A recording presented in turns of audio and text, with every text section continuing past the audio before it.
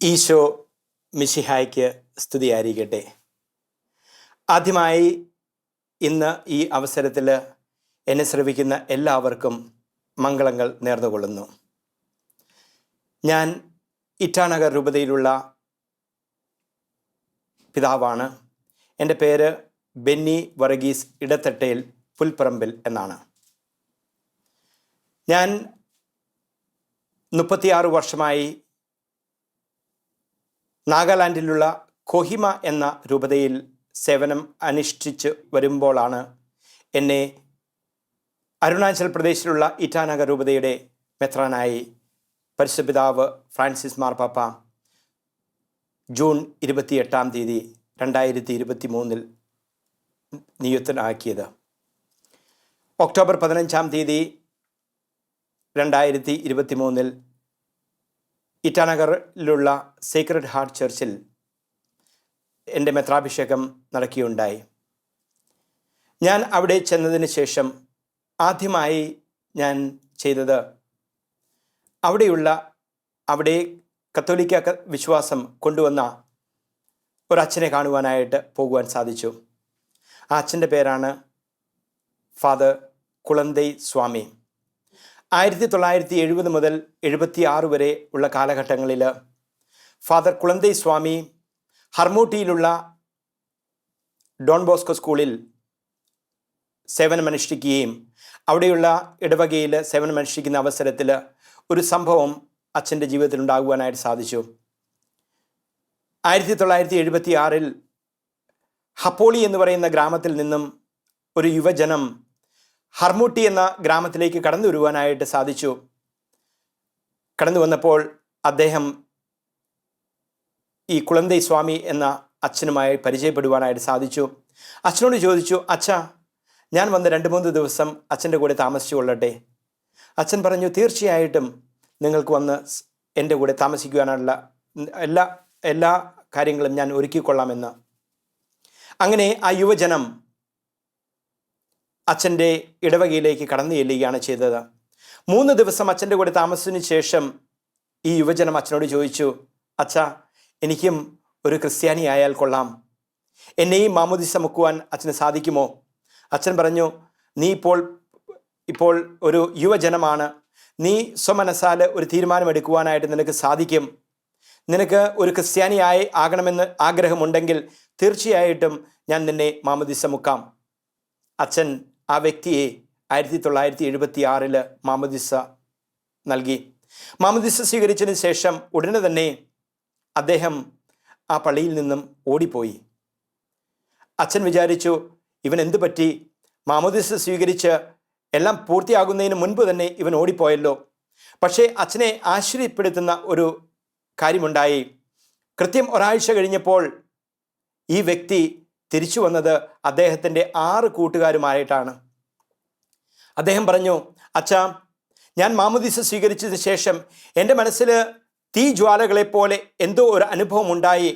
ഞാൻ യേശുവിനെ സ്വീകരിച്ചു കഴിഞ്ഞപ്പോൾ ആ യേശുവിൻ്റെ വചനം മറ്റുള്ളവർക്ക് പകർന്നു കൊടുക്കണം, യേശുവിനെ മറ്റുള്ളവർക്ക് പകർന്നു കൊടുക്കണമെന്നുള്ള ഒരു പൂർണ്ണമായ ബോധ്യം എൻ്റെ മനസ്സിലുണ്ടായി. അതനുസരിച്ച് ഞാൻ അച്ഛനോട് ഒരു ഹലോ പോലും പറയാതെ എൻ്റെ ഗ്രാമത്തിലേക്ക് ഞാൻ നടന്നു നീങ്ങി. 1-2 കിലോമീറ്റർ അല്ല പ്രിയ സഹോദരി സഹോദരങ്ങളെ, 110 കിലോമീറ്റർ 2 ദിവസത്തെ യാത്ര ചെയ്ത് വേണം അദ്ദേഹത്തിൻ്റെ ഗ്രാമത്തിലെത്താൻ. ഹർമൂട്ടിയിൽ നിന്നും ഹപ്പോളി എന്ന് പറയുന്ന ഗ്രാമത്തിലേക്ക് എത്തുവാനായിട്ട് 110 കിലോമീറ്റർ നടക്കണം. 1970-80 കാലഘട്ടങ്ങളിൽ അരുണാചൽ പ്രദേശിൽ റോഡും ഗതാഗത സൗകര്യങ്ങളും ഒന്നും ഇല്ലാതിരുന്ന സമയമാണ്. പക്ഷേ അദ്ദേഹം നടന്ന് ചെന്ന് അദ്ദേഹത്തിൻ്റെ ഗ്രാമത്തിൽ ചെന്ന് 6 കൂട്ടുകാരെയും കൂട്ടി തിരിച്ച് ഹർമൂട്ടിയിലേക്ക് തിരിച്ച് യാത്രയായി. ഹർമൂട്ടിയിൽ വന്നു കഴിഞ്ഞപ്പോൾ അച്ഛനോട് ഇദ്ദേഹം പറഞ്ഞു, അച്ഛാ, ഞാൻ എൻ്റെ 6 കൂട്ടുകാരെ ഞാൻ തിരിച്ചു കൊണ്ടുവന്നിട്ടുണ്ട്. ഈ 6 കൂട്ടുകാരും അച്ഛൻ്റെ കൂടെ 3 ദിവസം താമസിച്ചു. 3 ദിവസം കഴിഞ്ഞപ്പോൾ ഈ 6 വ്യക്തികളും പറഞ്ഞു, ഞങ്ങൾക്കും യേശുവിനെ സ്വീകരിക്കണം, ഞങ്ങൾക്കും യേശു ആരാണ് എന്ന് അറിയണം. അച്ഛൻ അവരെ പറഞ്ഞ് പഠിപ്പിച്ചതിന് ശേഷം അവർ 7 ആളുകളും കൂടി കൈകൊട്ടി പ്രാർത്ഥിച്ച് അവർ തിരിച്ചു നടന്നു. ഹർമൂട്ടിയിൽ നിന്നും ഹപ്പോളിയിലേക്ക് നടക്കുവാനായിട്ട് 110 കിലോമീറ്റർ 2 ദിവസത്തെ യാത്ര നടന്നു ചെന്ന് അവരുടെ ഗ്രാമത്തിലുള്ള ആളുകളോട് പറഞ്ഞു, ഞങ്ങൾ ഹർമോട്ടിയിൽ പോയി അച്ഛനെ കണ്ടു. അച്ഛൻ ഞങ്ങളോട് പറഞ്ഞു, നാം ആരാധിക്കേണ്ടത് സൂര്യനെയോ ചന്ദ്രനെയോ അല്ല, പക്ഷേ സൂര്യനെയും ചന്ദ്രനെയും സൃഷ്ടിച്ച ദൈവത്തെയാണ് നാം ആരാധിക്കേണ്ടത്.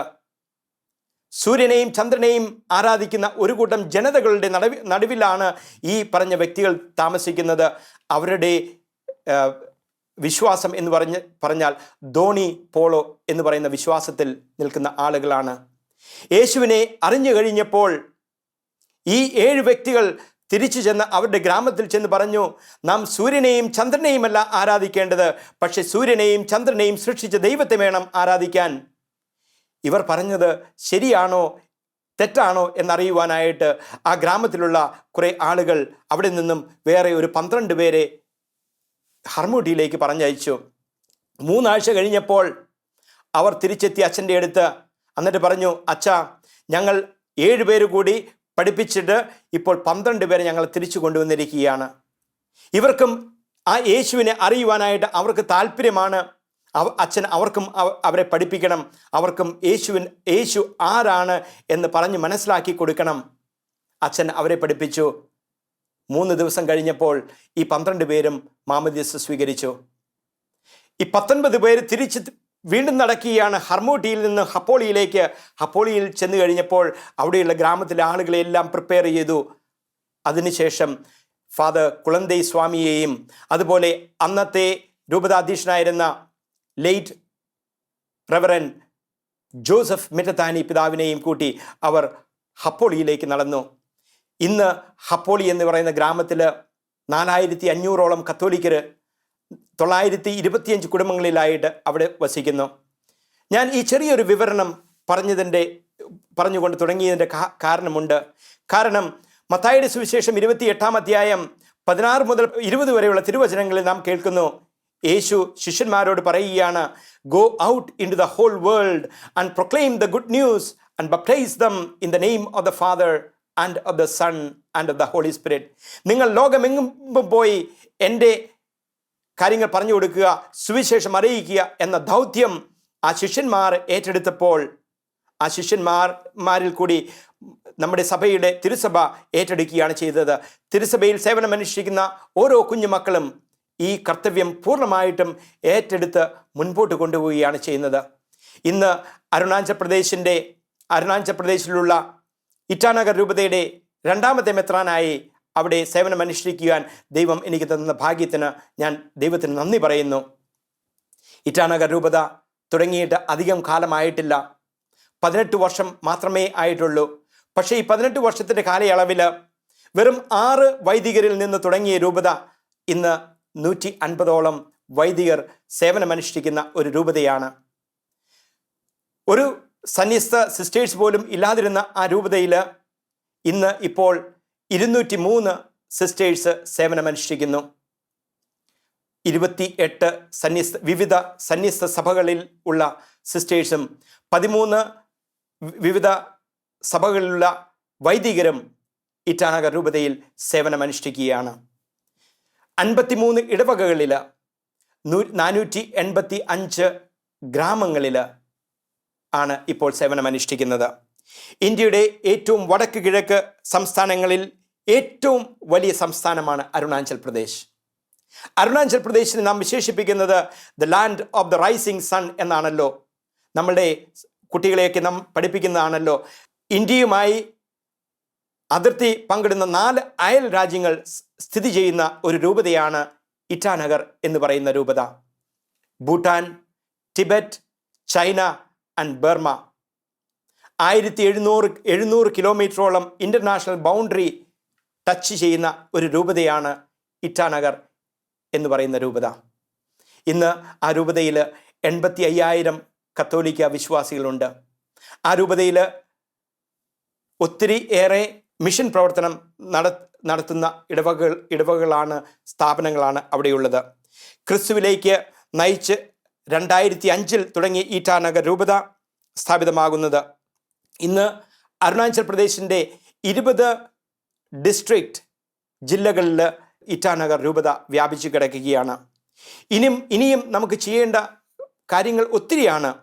ഇന്ന് 53 ഇടവകകളിൽ 485 ഓളം വില്ലേജ് പള്ളികളിലുള്ള ഈ രൂപതയിൽ ഞാൻ പറഞ്ഞതുപോലെ 150 അച്ഛന്മാർ സേവനമനുഷ്ഠിക്കുകയാണ്.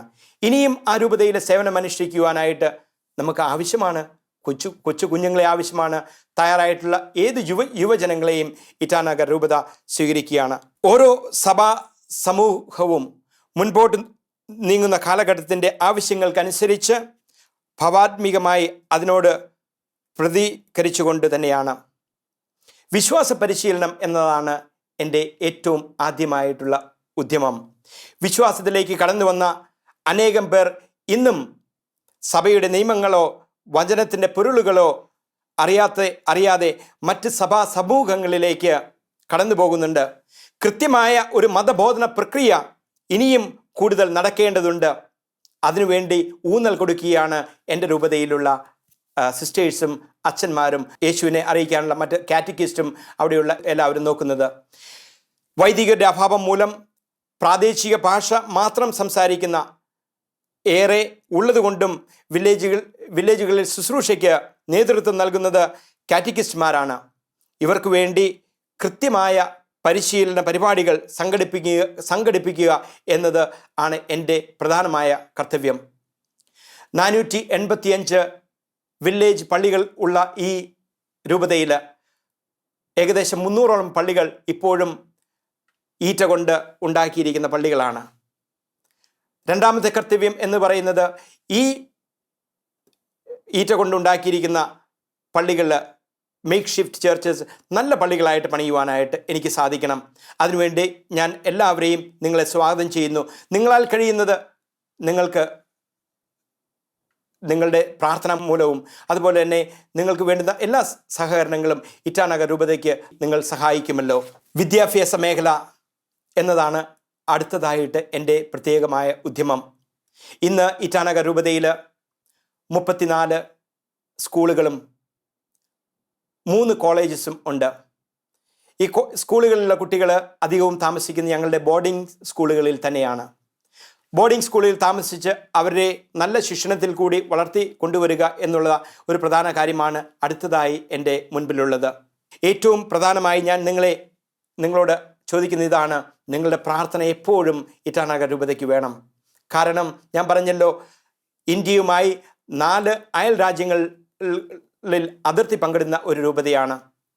എൻ്റെ അരമനയിൽ നിന്നും ഏറ്റവും ദൂരെയുള്ള പള്ളിയിൽ എത്തണമെങ്കിൽ 3 ദിവസം വേണം. യാത്ര ചെയ്താൽ മാത്രമേ എനിക്ക് എത്തുവാനായിട്ട് സാധിക്കുകയുള്ളൂ.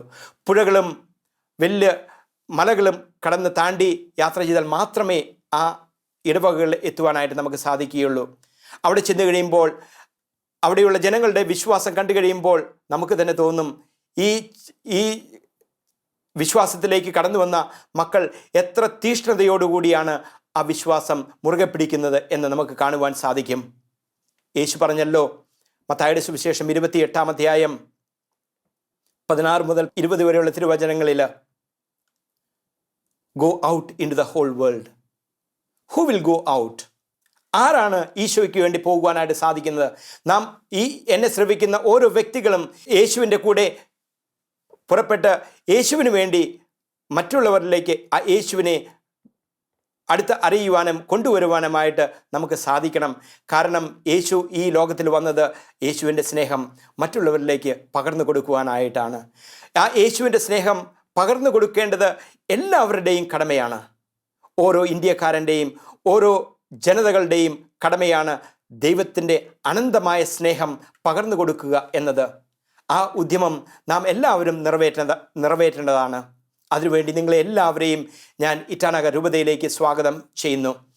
ആര് എനിക്കായി പോകും എന്നാണ് ദൈവം ചോദിക്കുന്നത്. God has no hand other than yours. God has no feet other than yours. God has no heart other than yours. To love the world, to walk to the far away missions, and to reach out to the people. Let's move from our head level to the heart level, and from the heart let's reach out to the people through our hands. നമ്മളെപ്പോഴും നമുക്ക് ലഭിക്കുന്ന അറിവുകൾ നല്ലതുപോലെ സ്വീകരിച്ച് അത് നല്ലതുപോലെ ഉൾക്കൊണ്ടതിന് ശേഷം അത് പ്രാവർത്തികമാക്കുവാനായിട്ട് നമുക്ക് ഓരോരുത്തർക്കും അതിന് സാധിക്കണം. അതിനുവേണ്ടി സാധിച്ചാൽ മാത്രമേ നമ്മളുടെയൊക്കെ ജീവിതം ധന്യമാകുകയുള്ളൂ എന്ന പൂർണ്ണമായ ബോധ്യവും ചിന്തയും നമുക്ക് ആവശ്യമാണ്. കാരണം നാം മാമോദീസ സ്വീകരിച്ചു കഴിഞ്ഞപ്പോൾ നമ്മളുടെ വികാരിയച്ഛൻ വെള്ളമെടുത്ത് നമ്മുടെ തലയിൽ ഒഴിച്ച് പറഞ്ഞു, Benny, Thomas, Mary, I baptise you in the name of the Father and of the Son and of the Holy Spirit. ഞാൻ നിന്നെ സ്നാനം നൽകുന്നു എന്ന് നമ്മളുടെ അച്ഛൻ പറഞ്ഞല്ലോ. അതിനുശേഷം അച്ഛൻ ഒരു തൈലമെടുത്ത് നമ്മുടെ നിറകയിൽ പൂശിക്കൊണ്ട് പറഞ്ഞു, Benny, Thomas, Mary, I anoint you with the oil of chrism as Christ was anointed priest, prophet and king. നമുക്ക് ആ 3 ദൗത്യങ്ങൾ യേശു തന്നിരിക്കുകയാണ്. ടു ബി എ പ്രീസ്റ്റ് എന്ന് വെച്ചാൽ നമ്മളുടെ ജീവിതം എപ്പോഴും വളരെ ഒരു പവിത്രമായ ഒരു ജീവിതമായി മാറണം. To be a holy life. Every Christian's life should be a life worthy of the call to be a follower of Jesus, a holy life. To be a prophet. പ്രവാചകന്റെ കാര്യം എന്താണെന്ന് നമുക്ക് എല്ലാവർക്കും അറിയാമല്ലോ. To stand for truth and justice.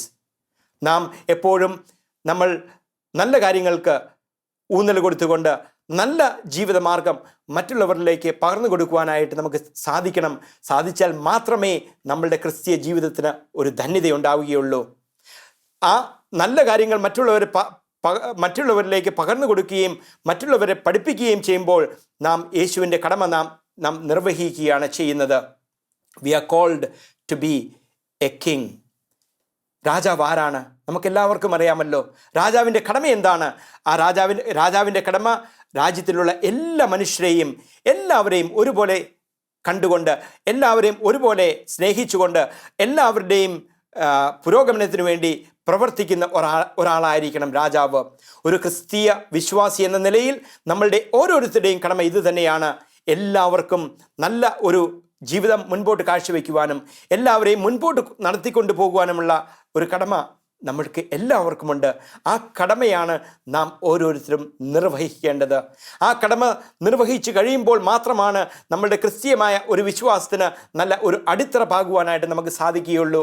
പ്രിയ സഹോദരി സഹോദരങ്ങളെ, ഇന്ന് നിങ്ങൾ എന്നെ കേട്ടുകൊണ്ടിരിക്കുന്ന അവസരത്തിൽ നമ്മളുടെ ക്രിസ്തീയ സഭയിൽ ഉള്ള എല്ലാ ഇടവകകൾക്കും, എല്ലാ ആത്മീയ പ്രേക്ഷിതർക്കും, അതുപോലെ തന്നെ എല്ലാ മനുഷ്യർക്കും, എല്ലാ കുഞ്ഞുമക്കൾക്കും നമുക്ക് ആ ദൈവത്തിങ്കിലേക്കുള്ള വഴി നമുക്ക് കാണിച്ചു കൊടുക്കാം. ദൈവത്തിങ്കിലേക്കുള്ള ആ വഴിയിൽ കൂടി മറ്റുള്ളവരെ കൈപിടിച്ച് നടത്താം. അതിനുവേണ്ടുന്ന എല്ലാ അനുഗ്രഹങ്ങളും നമ്മുടെ പരിശുദ്ധ അമ്മ നമുക്ക് നൽകട്ടെ എന്ന് പ്രാർത്ഥിക്കാം. പരിശുദ്ധ അമ്മയുടെ കൈപിടിച്ചുകൊണ്ട് നമുക്ക് ആ അമ്മയുടെ തിരുക്കുമാരൻ്റെ അടുത്തേക്ക് നടക്കുവാനായിട്ട് നമുക്ക് സാധിക്കട്ടെ എന്ന് പ്രാർത്ഥിക്കാം. പരിശുദ്ധ പിതാവ് ഫ്രാൻസിസ് മാർപ്പാപ്പ എപ്പോഴും നമ്മളോട് ആഹ്വാനം ചെയ്യുന്നതാണ്, നാം ഇപ്പോഴും പോകുമ്പോൾ നമ്മുടെ കൂടെയുള്ള ജനതകളുടെ മണം അറിയണം. We should know the smell of the sheep. പരിശുദ്ധ പിതാവ് പറയുന്ന ഒരു കാര്യമാണ്, നമ്മളുടെ ജനതകളുടെ മണം അറിഞ്ഞാൽ മാത്രമേ നമുക്ക് നമ്മളുടെ ജനതകളെ നമ്മളുടെ കൂടെ അങ്ങ് മുൻപോട്ട് കൊണ്ടുപോയി നയിക്കുവാനായിട്ട് സാധിക്കുകയുള്ളൂ. അതിനു വേണ്ടുന്ന എല്ലാ അനുഗ്രഹങ്ങളും ദൈവം നൽകട്ടെ എന്ന് ആശംസിക്കുന്നു, പ്രാർത്ഥിക്കുന്നു. നിങ്ങളുടെ പ്രാർത്ഥനയിൽ എപ്പോഴും ഇറ്റാനഗർ രൂപതയെക്കുറിച്ച് നിങ്ങൾ പ്രാർത്ഥിക്കുമല്ലോ. നിങ്ങളുടെ ഭവനത്തിൽ എന്നും സന്ധ്യാസമയങ്ങളിൽ നിങ്ങൾ പ്രാർത്ഥിക്കുമ്പോൾ ഇറ്റാനഗർ രൂപതയെ കുറിച്ച് ഒരു നിമിഷം പ്രാർത്ഥിച്ച് അവിടെ സേവനമനുഷ്ഠിക്കുന്ന എല്ലാവരെയും കാത്തുകൊള്ളണമേ. ഞങ്ങളെല്ലാവരും നല്ല ജീവിതം കാഴ്ചവെച്ച് മറ്റുള്ളവരെ യേശുവിലേക്ക് ആനയിക്കുവാനുള്ള നല്ല അനുഗ്രഹങ്ങൾ ഞങ്ങൾക്ക് എല്ലാവർക്കും നൽകണമേ എന്ന് പ്രാർത്ഥിക്കുമല്ലോ. നിങ്ങൾക്ക് എല്ലാവർക്കും എപ്പോൾ വേണമെങ്കിലും ഇറ്റാനഗർ രൂപതയിലേക്ക് സ്വാഗതം. ഇറ്റാനഗർ രൂപതയിൽ നിങ്ങളെ ഹാർദവമായി സ്വാഗതം ചെയ്യുന്നു. നിങ്ങളുടെ കുടുംബങ്ങളെയെല്ലാം ഈശോ സമൃദ്ധമായി അനുഗ്രഹിക്കട്ടെ എന്ന് ആശംസിക്കുന്നു, പ്രാർത്ഥിക്കുന്നു. May the good Lord B priced and wish you all the best. എല്ലാവർക്കും ഈശോ മിശിഹായ്ക്ക് സ്തുതിയായിരിക്കട്ടെ.